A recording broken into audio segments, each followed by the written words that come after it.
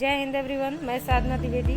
आज मैं आप लोगों को हिंदी साहित्य का पाठ 2 जिसका शीर्षक बचपन है उसका भाग 2 पढ़ाऊँगी। इसके पहले वीडियो में मैंने आप लोगों को बचपन का भाग 1 पढ़ाया था, जिसमें लेखिका ने अपने बचपन के बारे में बताया था कि मैं बचपन में जैसे कपड़े पहनती थी, अब मैं वैसे कपड़े नहीं पहनती।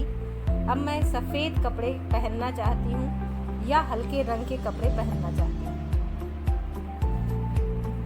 बचपन में लेखिका फ्रॉक पहनती थी, लहंगे पहनती थी, गरारे पहनती थी, लेकिन अब वो चूड़ीदार और घेरेदार कुर्ते पहनती है। लेखिका को अपने बचपन के कुछ फ्रॉक तो अब तक याद हैं, जैसे हल्की नीली और पीली धारी वाला फ्रॉक, गोल कॉलर और बाजू पर भी गोल कफ, एक हल्के गुलाबी रंग का बारीक चुन्नटों वाला घेरदार फ्रॉक। उसे अपनी ट्यूनिक भी याद है। लेखिका बताती है कि उसे अपने मोजे और स्टॉकिंग यानी लंबे मोजे भी अभी तक याद है। उसके घर में यह नियम था कि मोजे बच्चे स्वयं अपना धोते थे। नौकर और नौकरानी को मोजे देना सख्त मना था। इतवार के दिन सभी बच्चे सुबह से इसी काम में लग जाते थे। मोजे धोने के बाद सब अपने अपने जूते पॉलिश करते थे और उसे खूब चमकाते थे। लेखिका बताती है कि पहले तो जूते जो थे वो उतने आरामदेह नहीं आते थे जितने अब आरामदेह आने लगे हैं। पहले के जूते पहनने पे छाले पड़ जाते थे। लेखिका बताती है कि जब वो लंबे सैर पे जाती थी तो अपने पास रुई रखती थी, और जब जूता रगड़ खाने से उसे छाले पड़ते थे तो वो मोजे में रुई रख लेती थी। फिर लेखिका बताती है कि हमारे और तुम्हारे बचपन में बहुत ही ज़्यादा अंतर आ चुका है। शनिवार के दिन लेखिका के घर में ऑलिव ऑयल यानी जैतून का तेल या कैस्टर ऑयल यानी अरंडी का तेल पीना पड़ता था, जो स्वास्थ्य के लिए लाभप्रद था। उसे लेखिका और उसके भाई बहन बड़ी मुश्किल से पीते थे। शनिवार की सुबह से ही उन्हें उसकी गंध आने लगती थी और उस छोटे से शीशे के गिलास को देखकर उन्हें मितली भी होने लगती थी। उसके बाद लेखिका बताती है कि पहले कुछ घरों में ग्रामोफोन थे, लेकिन रेडियो और टेलीविज़न नहीं होते थे। उनके बचपन में जो कुल्फी होती थी अब वो आइसक्रीम हो गई है। कचौड़ी समोसा जो होता था वो पैटीज में बदल गया। लेखिका को सहतूत और फालसे और खसखस के शरबत पसंद थे, जो कि कोक पेप्सी में आते थे। उन दिनों के शरबत कोक पेप्सी में बदल गए। उन दिनों कोक नहीं, लेमनेड विम्टो मिलती थी। जैसे आजकल पेप्सी मिलती है, थम्स अप मिलता है, उसी तरीके से उस समय लेमनेड विम्टो मिलती थी। लेखिका बताती है कि वो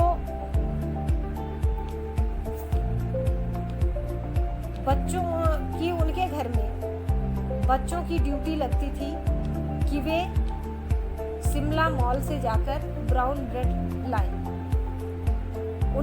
लेखिका का घर जो था वो मॉल से ज़्यादा दूर नहीं था।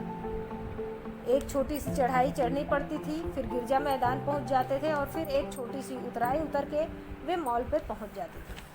कन्फेक्शनरी काउंटर यानी मिठाई की दुकान पर तरह तरह की पेस्ट्री और चॉकलेट की खुशबू जो सभी के मन को अच्छी लगे मिलती थी। लेखिका को हफ्ते में केवल एक बार चॉकलेट खरीदने की छूट थी। लेखिका कभी भी खड़े खड़े चॉकलेट नहीं खाती थी। वो हमेशा खाना खाने के बाद रात में जब बिस्तर में लेटती थी तभी चॉकलेट खाती थी। लेखिका को शिमला के काफल भी बहुत याद आते थे, जो कि खट्टे मीठे और एकदम लाल और कुछ गुलाबी होते थे। रस भरे कसमल भी याद आते थे, जिन्हें सोचकर लेखिका के मुंह में पानी भर आते थे। लेखिका बताती है चेस्टनट यानी बादाम एक और गजब की चीज, जिसे वे लोग आग पर भूनते थे और छिलके उतार कर खाते थे। तो अब मैं आज का भाग 2 पढ़ाऊंगी, जिसमें लेखिका बताती है चने जोर गरम और अनार दाने का चूर्ण। हाँ, चने जोर गरम की पुड़िया जो तब थी वह अब भी नजर आती है। पुराने कागजों से बनाई हुई इस पुड़िया में निरा हाथ का कमाल है। लेखिका बताती है कि चने जोर गरम और अनार दाने का चूर्ण। हाँ, चने जोर गरम की पुड़िया जो पिछले समय में थी वो अब भी दिखाई पड़ती है। पुराने कागजों से उसकी पुड़िया बनाई जाती थी, जो केवल हाथ का कमाल होता था। निरा यानी केवल, नीचे से तिरछी लपेटते हुए ऊपर से इतनी चौड़ी कि चने आसानी से हथेली पर पहुंच जाए। लेखिका बताती है कि उस पुड़िया को कैसे बनाया जाता है। नीचे से वो तिरछा लपेटा जाता है और ऊपर चौड़ा होता है, ताकि जो चना है वो हथेली पर पहुंच जाए।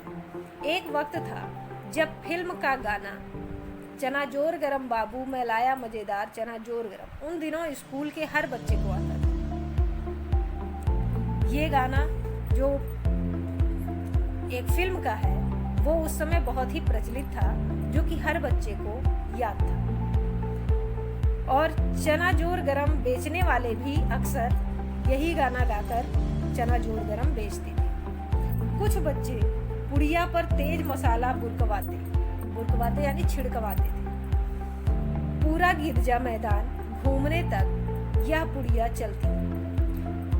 गिरजा मैदान जितना बड़ा था, उसको घूमने में ये जो चने जोर गरम का पुड़िया होता था वो चलता रहता था।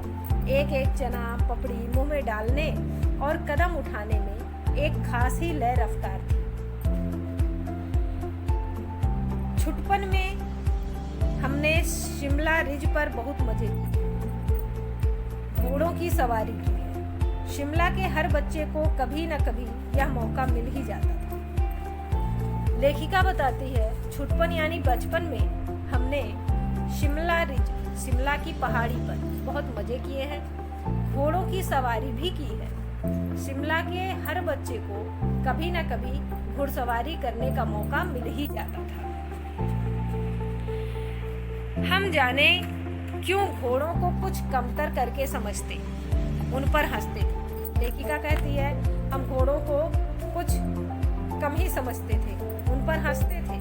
ननिहाल के घोड़े खूब हृष्ट पुष्ट और खूबसूरत, उनकी बात फिर कभी। लेखिका बताती है कि मेरे ननिहाल के घोड़े जो थे वो बहुत ही हृष्ट पुष्ट यानी मजबूत और खूबसूरत थे, उनकी बात फिर कभी करेंगे। शाम को रंग बिरंगे गुब्बारे, शाम के समय रंग बिरंगे गुब्बारे रहते थे। सामने जाखू का पहाड़ और सामने जाखू का पहाड़ होता था। ऊंचा चर्च जो था वो बहुत ही ऊंचा था। चर्च की घंटियां बजती तो दूर दूर तक उनकी गूंज फैल जाती। जब भी चर्च की घंटियां बजती थीं तो दूर दूर तक उसकी आवाज फैलती थी। लगता इसके संगीत से प्रभु यीशु स्वयं कुछ कह रहे हैं। लेखिका कहती है घंटी के बजने से ऐसा लगता था जैसे इसके संगीत से प्रभु यीशु स्वयं कुछ कह रहे हैं। सामने आकाश पर सूर्यास्त हो रहा है। लेखिका बताती है कि सामने आकाश पर सूर्य अस्त हो रहा है, यानी शाम हो गई है। गुलाबी सुनहरी धारियां नीले आसमान पर फैल रही हैं। जब सूर्यास्त होता है तो उसकी लालिमा से आसमान में गुलाबी कलर की धारियां दिख रही हैं, फैल रही हैं। दूर दूर फैले पहाड़ों के मुखड़े गहराने लगे और देखते देखते बत्तियां टिमटिमाने लगी। लेखिका बताती है दूर दूर तक फैले पहाड़ों के मुखड़े यानी पहाड़ जो थे वो काले होने लगे हैं, यानी अंधेरे से दिखना बंद हो गए हैं, काले काले दिख रहे हैं। और देखते ही देखते जो है वो चारों तरफ बत्तियां जलने लगी। रिज पर की रौनक और माल की दुकानों की चमक के भी क्या कहें।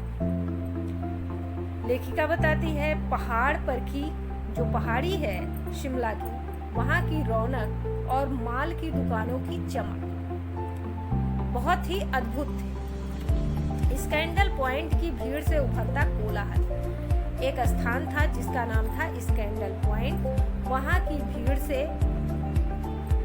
बहुत ही ज्यादा शोरगुल होता था।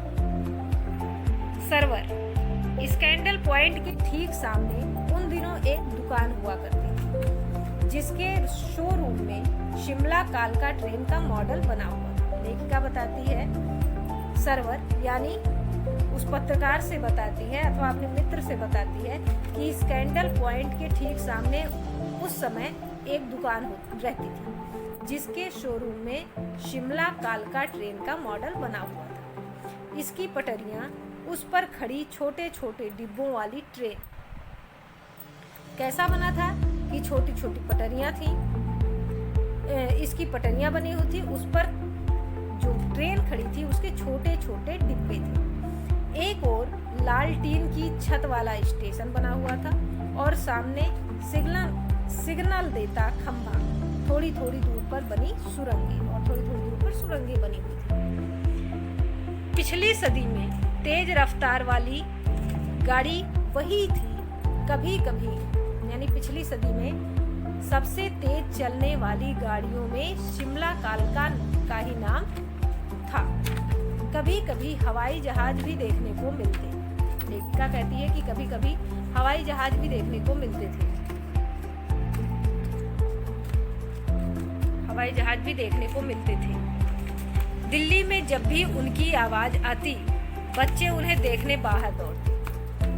दिल्ली में जब जहाज के चलने की आवाज आती तो बच्चे दौड़कर बाहर जाते और जहाज को देखते। दिखता एक भारी भरकम पक्षी उड़ा जा रहा, पंख फैलाकर। बच्चों को ऐसा लगता था जैसे बहुत बड़ी पक्षी, बहुत बड़ी चिड़िया उड़ रही है और अपने पंख फैलाए हुए। यह देखो और वह गायब, इधर देखो उधर गायब हो जाती थी। उसकी स्पीड ही इतनी तेज लगती, उसकी जो गति थी वो बहुत ही ज्यादा तेज होती थी। हाँ, गाड़ी के मॉडल वाली दुकान के साथ एक और ऐसी दुकान थी जो मुझे कभी नहीं भूलती। यह वह दुकान थी जहाँ मेरा पहला चश्मा बना था। वहाँ आंखों के डॉक्टर अंग्रेज थे।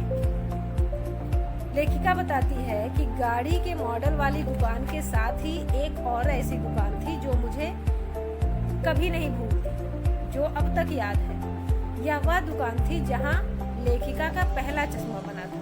वहाँ आंखों के जो डॉक्टर थे वो अंग्रेज थे।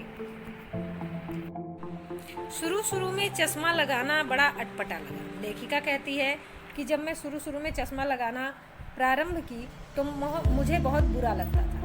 छोटे बड़े मेरे चेहरे की ओर देखते और कहते आंखों में कुछ तकलीफ है। छोटा बड़ा जो भी होता वो लेखिका के चेहरे की तरफ देखता और उससे पूछता कि क्या तुम्हारी आंखों में कुछ तकलीफ है? इस उम्र में ऐनक, इस उम्र में तुम्हें ऐनक लग गया, दूध पिया करो। दूध पीने की सलाह देते। मैं डॉक्टर साहिब का कहा दोहरा देती, कुछ देर पहनोगी तो ऐनक उतर जाएगी। मतलब लेखिका बताती है कि डॉक्टर साहब ने बोला है कि कुछ देर पहनूंगी तो फिर ये ऐनक जो है वो उतर जाएगी। वैसे डॉक्टर साहब ने पूरा आश्वासन दिया था, लेकिन चश्मा तो अब तक नहीं उतरा। लेखिका कहती है डॉक्टर साहब ने पूरा दिलासा दिया था, पूरा आश्वासन दिया था कि चश्मा उतर जाएगा कुछ दिनों में, लेकिन चश्मा तो अब तक नहीं उतरा। यानी अभी भी उसे चश्मा लग, तो उम्र जब बढ़ती है तो वैसे ही चश्मा लग जाता है, तो चश्मा उतरने की बात ही नहीं। नंबर बस कम ही होता रहा। लेखिका बताती है कि बस केवल क्या हुआ कि मेरे ऐनक का, मेरे चश्मे का नंबर कम होता रहा। मैं अपने आप इसकी जिम्मेवार हूँ। लेखिका कहती है कि इसकी जिम्मेदारी मेरी है। जब आप दिन की रोशनी को छोड़कर रात में टेबल लैंप के सामने काम करेंगी तो इसके अलावा और क्या होगा। लेखिका बताती है कि जब दिन की रोशनी में मैं काम ना करके रात में टेबल लैंप के सामने काम करती थी तो इसके अतिरिक्त और क्या हो सकता था। हाँ, जब पहली बार मैंने चश्मा लगाया तो मेरे एक चचेरे भाई ने मुझे छेड़ा, देखो देखो कैसी लग रही है। लेखिका बताती है कि जब मैंने पहली बार चश्मा लगाया तो यानी लेखिका ने जब पहली बार चश्मा लगाया तो उसके एक चचेरे भाई थे जिन्होंने उसे चिढ़ाया कि देखो कैसी लग रही है। आंख पर चश्मा लगाया ताकि सूझे दूर की, यह नहीं लड़की को मालूम सूरत बनी लंगूर की। तो उसके चचेरे भाई उसे यही कहकर चिढ़ाते थे कि आंख पर चश्मा लगाया ताकि सूझे दूर की, यानी ताकि दिखे दूर की चीजें भी उसे दिखें। यह नहीं लड़की को मालूम, इस लड़की को ये इतना नहीं मालूम है कि सूरत बनी लंगूर की, कि इसकी शक्ल जो है वो लंगूर जैसी लग रही है। मैं खींची यानी गुस्साई कि मुझ पर यह क्यों दोहराया जा रहा है, पर शेर बुरा ना लगा। लेखिका कहती है कि मुझे गुस्सा आया कि मुझ पर यह क्यों दोहराया जा रहा है, मुझे ये ऐसा बार बार क्यों कहा जा रहा है, पर ये जो शेर था ये कुछ बुरा नहीं था। जब वह चाय पीकर चले गए तो मैं अपने कमरे में जाकर आईने के सामने खड़ी हो गई। लेखिका बताती है कि जब उनका चचेरा भाई चाय पीकर चला गया तो वे अपने कमरे में गईं और आईने यानी शीशे के सामने खड़ी हो गई। आईना यानी शीशा, तो आईने के सामने खड़ी हो गई यानी शीशे के सामने खड़ी हो गई। कई बार अपने को देखा, लेखिका कई बार अपने को शीशे में देखी। ऐनक उतारी, चश्मे को उतार दिया, फिर पहनी, फिर लगाया, फिर उतारी, फिर उतार दिया, देखती रही। सूरत बनी लंगूर की, नहीं, हाँ। लेखिका कहती है, लेखिका अपने ऊपर खुद हंसती। मैंने अपने छोटे भाई का टोपा उठाकर सिर पर रखा, कुछ अजीब लगा। लेखिका बताती है कि मेरा जो छोटा भाई था, मैंने उसका जो टोपा यानी सर पे लगाने वाला टोपी जो होता है उसको अपने सिर पर लगाया। मुझे वह कुछ अजीब लगा यानी अनोखा लगा, अच्छा भी और मजाकिया भी। मतलब अच्छा भी लगा और मजाकिया यानी हंसी आने वाली बात भी लगी। तब की बात थी, अब तो चेहरे के साथ घुल मिल गया है चश्मा। लेखिका बताती है तब की बात कुछ और थी, लेकिन अब जो है अब वो मेरे चेहरे के साथ मेरा चश्मा घुल मिल गया। जब कभी उतरा हुआ होता है तो चेहरा खाली खाली लगने लगता है। मतलब लेखिका को चश्मा लगाने की आदत पड़ चुकी है, लोग उसे चश्मा लगाए ही देखे हुए हैं, इसलिए जब भी कभी वो चश्मे को अपने उतार देती हैं तो उनका चेहरा जो है वो खाली खाली लगने लगता है। याद आ गया वह टोपा, काली फ्रेम का चश्मा और लंगूर की सूरत। हाँ, इन दिनों शिमला में मैं सिर पर टोपी लगाना पसंद करती हूँ। लेखिका कहती है कि मुझे याद आ गया वह टोपा। कौन सा टोपा? जो उसने अपने छोटे भाई का लगाया था, और काली फ्रेम का चश्मा जो उस समय उसने लगाया था, और लंगूर की सूरत यानी उसके जो चचेरे भाई ने उसे चिढ़ाया था। हाँ, इन दिनों शिमला में मैं सिर पर टोपी लगाना पसंद करती हूँ। लेखिका कहती है कि अब मैं इन दिनों शिमला में सिर पर टोपी लगाती हूँ। मुझे टोपी लगाना पसंद है क्योंकि शिमला में ठंडक होती है। मैंने कई रंगों की जमा कर ली है। लेखिका बताती है मेरे पास कई रंगों की टोपियाँ हैं। मैंने कई रंगों की टोपियाँ रखी हैं। कहाँ दुपट्टों का ओढ़ना और कहाँ सहल सुखेते वाली हिमाचली टोपियाँ हैं। लेखिका बताती है कि कहाँ दुपट्टों का ओढ़ना, दुपट्टा ओढ़ना बहुत ही कठिन काम होता है। दुपट्टा ओढ़ो, उसको संभालो, तो कहाँ उसे ओढ़ना और कहाँ आसान, सरल और सुयोग यानी अच्छी लगने वाली हिमाचली टोपियाँ। तो अब लेखिका जो है वो हिमाचली टोपियाँ लगाती है। तो आपने इस पाठ को पढ़ लिया। अब मैं आप लोगों से कुछ प्रश्न पूछ रही हूँ, जिन्हें आप अपनी उत्तर पुस्तिका में लिख लीजिएगा और साथ ही उन्हें याद भी कर लीजिएगा। अब ये जो प्रश्न मैं पूछ रही हूँ, ये पढ़ाए गए पाठ में से मैंने पूछा है। तो जो भी मैं बताई हूँ उसी को सुनिएगा ध्यान से और इनका उत्तर आपको मिल जाएगा। तो सबसे पहला प्रश्न है, छुटपन में लेखिका ने कहाँ पर बहुत मजे किए थे।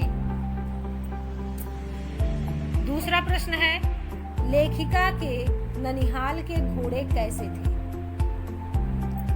तीसरा प्रश्न है, चर्च की घंटियों के बजने पर क्या प्रतीत होता था।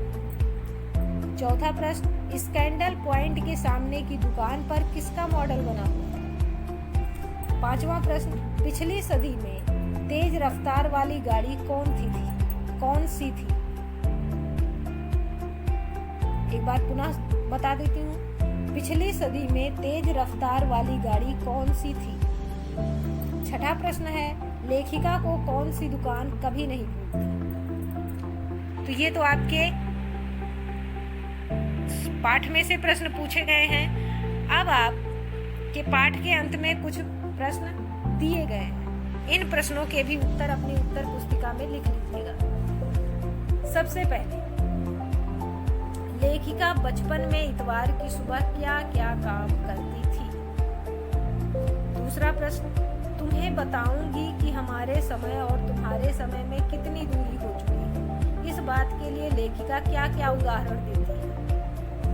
तीसरा प्रश्न, पाठ से पता करके लिखो कि लेखिका को चश्मा क्यों लगाना पड़ा।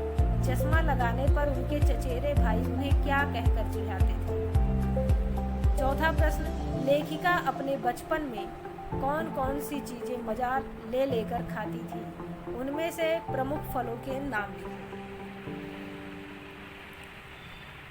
फिर है संस्मरण से आगे, लेखिका के बचपन में हवाई जहाज की आवाजें, घुड़सवारी, ग्रामोफोन और शोरूम में शिमला कालका ट्रेन का मॉडल ही आश्चर्यजनक आधुनिक चीजें थी। आज क्या क्या आश्चर्यजनक आधुनिक चीजें तुम्हें आकर्षित करती हैं, उनके नाम लिखो। तो आप लोगों को जो भी चीजें आश्चर्यजनक लगती हों, जो आपको अपनी तरफ आकर्षित करती हों, उनके नाम आपको अपनी उत्तर पुस्तिका में लिखने हैं। अपने बचपन की कोई मनमोहक घटना याद करके विस्तार से लिखो। यानी आप याद करके जिस घटना को लिखोगे वो भी एक संस्मरण ही होगा। जिस तरीके से ये बचपन एक संस्मरण है, तो आपको एक संस्मरण लिखना है जो कि अपने बचपन की कोई घटना हो। तो इसको विस्तार पूर्वक लिख लीजिएगा और साथ ही याद भी कर लीजिएगा। इस पाठ में जितने भी रेखांकित शब्द हैं, लाल रंग से रेखांकित शब्द, सभी के अर्थ अपनी उत्तर पुस्तिका में जरूर लिख लीजिएगा और उन्हें याद भी कर लीजिएगा। क्योंकि जब भी स्कूल खुलेगा, कुछ पता नहीं है कब खुलेगा। जब भी खुलेगा हो सकता है एक सप्ताह पढ़ा करके तुरंत पेपर करना पड़े।